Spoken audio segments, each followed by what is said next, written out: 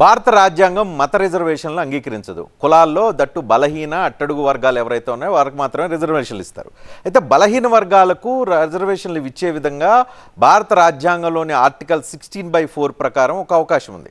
అయితే బీసీలని ఎవరు గుర్తించాలి అని అంటే ఆయా రాష్ట్ర ప్రభుత్వాలు పలానా కులాలు ఎవరైతే ఉన్నారో వాళ్ళందరూ బీసీలుగా అని గుర్తించబడతారో వాళ్ళందరికీ రాజ్యాంగానికి లోబడి 16/4 ఆర్టికల్ కింద లోబడి రిజర్వేషన్లు ఇస్తారు. ఇప్పుడు ప్రధానంగా సమైక్య రాష్ట్రంలో 2004 సమయంలో అప్పుడు వైఎస్ రాజశేఖర రెడ్డి అధికారంలోకి ఉన్న టైంలో ఆయన మొదటగా అధికారంలోకి వచ్చిన 56 రోజుల్లోనే మొదటగా ముస్లింలకు రిజర్వేషన్లు ఇవ్వాలి, అది ముస్లింలకు రిజర్వేషన్లు ఇస్తూ ఆ పాసిబిలిటీస్ని వర్కౌట్ చేయమని చెప్పి ఆయన అప్పుడు రిజర్వేషన్లు కల్పిస్తూ ఒక ఆర్డర్ కూడా రిలీజ్ చేసిన పరిస్థితి కనిపిస్తుంది. ఆ తర్వాత అది రకరకాల మార్పులు ఉన్నాయి, వాటి గురించి డిస్కస్ చేద్దాం. అయితే ఇప్పుడు ఏదైతే ముస్లింలను బీసీల కింద చేర్చి బీసీలుగా పరిగణించబడిన తర్వాత వాళ్ళకి రిజర్వేషన్లు అమలు చేస్తున్నారు. అలా అమలు చేస్తున్న రాష్ట్రాలు ప్రధానంగా చూస్తే కర్ణాటక, కేరళ, ఆంధ్రప్రదేశ్, బీహార్, తమిళనాడులో కూడా ముస్లిం రిజర్వేషన్లు వస్తున్న పరిస్థితి మనకు కనిపిస్తుంది. 2004లో ఇందాక చెప్పినట్లుగా మొదటగా బీసీలు గుర్తించేలాగా ఒక పరిశీలన చేయాలంటూ జీవో ఇష్యూ చేసి అప్పుడు రిజర్వేషన్లు కల్పించారు, 5% రిజర్వేషన్. ఆ తర్వాత దాని మీద కోర్టులకు వెళ్ళారు. కోర్టులు 50% మించి రిజర్వేషన్లు ఇవ్వకూడదు, ముస్లింలకు 5% రిజర్వేషన్లు ఇవ్వటం వల్ల 51% అవుతుంది కాబట్టి వాటిని రద్దు చేస్తూ సుప్రీంకోర్టు నిర్ణయం చెప్పింది. అయితే దానిలో బీసీల్లోకి ముస్లింలను బీసీ జాబితాలో వేయటం ద్వారా 14 ముస్లింలో ఉన్న 14 కులాలు ఏవైతే ఉన్నాయో బీసీల జాబితాలో ఉన్నవాళ్ళు ముస్లిం జాబితాలో ఉన్నవాళ్ళు వాళ్ళని బీసీలుగా పరిగణించి అప్పుడు వాళ్ళకి రిజర్వేషన్లు అప్లై చేసిన పరిస్థితి కనిపిస్తుంది. దట్టు 50% లోబడి ఉండాలి కాబట్టి 4% రిజర్వేషన్లు ఇంప్లిమెంట్ చేశారు. ఇది సమైక్య రాష్ట్రంలో మొదటగా ఇక్కడ స్టార్ట్ అయింది.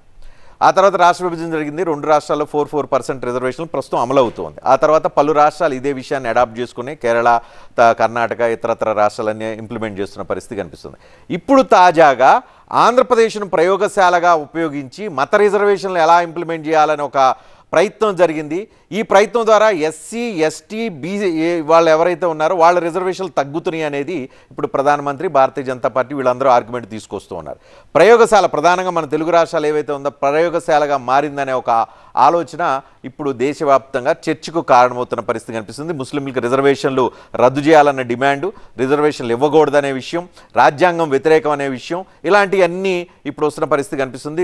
ప్రధానమంత్రి నరేంద్ర మోడీ, హోంమంత్రి అమిత్ షా, రాజ్నాథ్ సింగ్, రక్షణ శాఖ మంత్రి వీళ్ళందరూ ఊరు వాడా తిరిగి దేశవ్యాప్తంగా ఇదే అంశాన్ని గట్టిగా నొక్కి వక్కాణిస్తున్న పరిస్థితి కనిపిస్తుంది. ఇది ఆంధ్రప్రదేశ్లో టీడీపీ, జనసేన, బీజేపీ కూటమి ఉంది కాబట్టి అక్కడ అధికార వైఎస్ఆర్ కాంగ్రెస్ పార్టీ ఎన్డీఏ కూటమిని టార్గెట్ చేస్తూ ఆన్సర్ చేయమంటున్న పరిస్థితి ఆ రాజకీయం అక్కడ కనిపిస్తుంది. తెలంగాణలో రేవంత్ రెడ్డి బీజేపీకి ఓట్లేస్తే, పార్లమెంట్లో ఓట్లేస్తే రద్దు అయిపోతాయి కాబట్టి, రిజర్వేషన్లు రద్దు అయిపోతాయి కాబట్టి ఆలోచించుకోమని రేవంత్ రెడ్డి ఇక్కడ రాజకీయాన్ని మొదలు పెడుతున్నారు. సో మన తెలుగు రాష్ట్రాలను బేస్ చేసుకొని ఈ రిజర్వేషన్ల రచ్చ ఒక పీక్ వెళ్ళిపోయిన పరిస్థితి కనిపిస్తోంది. ఇదిలా ఉంటే దేశంలో ఉన్న సంపద పై మొదటి హక్కు ఎవరికి ఉంటుందనంటే ముస్లిం మైనారిటీలకు ఉంటుందని కొన్ని దశాబ్ద కాల క్రితం మన్మోహన్ సింగ్, అప్పుడు ప్రధానమంత్రి ఎవరైతే మన్మోహన్ సింగ్, ఓ సందర్భంలో ఆయన ఉటంకించారు. ఇప్పుడు అదే అతిపెద్ద వివాదం అవుతుంది. దేశంలో కేవలం 22% మంది మాత్రమే ఉన్న ముస్లింలకి మొదటి హక్కు ఎలా అవుతుంది అనేది ఇప్పుడు బీజేపీ నుంచి వస్తున్న సూటి ప్రశ్న.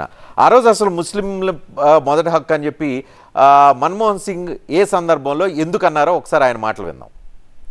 I said minorities, particularly the Muslim minorities, if they are poor, they have prior claims on the resources of the country.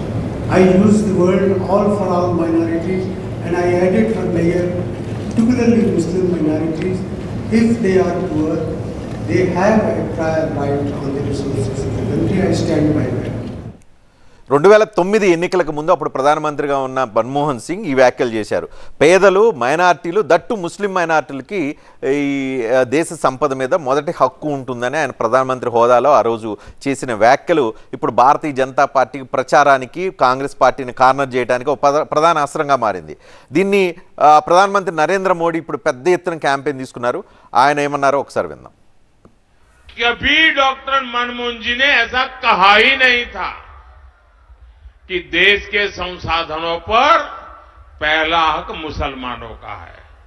लेकिन साथियों, आज डॉक्टर मनमोहन सिंह जी का एक और पुराना वीडियो सामने आया है, जिसमें फिर से वो वही कह रहे हैं कि देश के संसाधनों पर पहला हक मुसलमानों का है।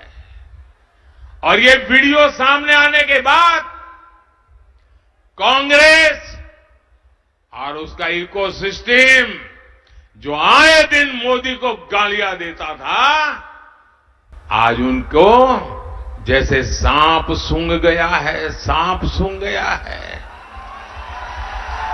ఇప్పుడు దేశ రాజకీయాలని ప్రధానంగా ఎన్నికల్ని ఈ రెండు అంశాలు ప్రభావితం చేస్తున్నాయి. ఒకటి రిజర్వేషన్లు, రెండు దేశ సంపద మీద మొదటి హక్కు ఎవరిది.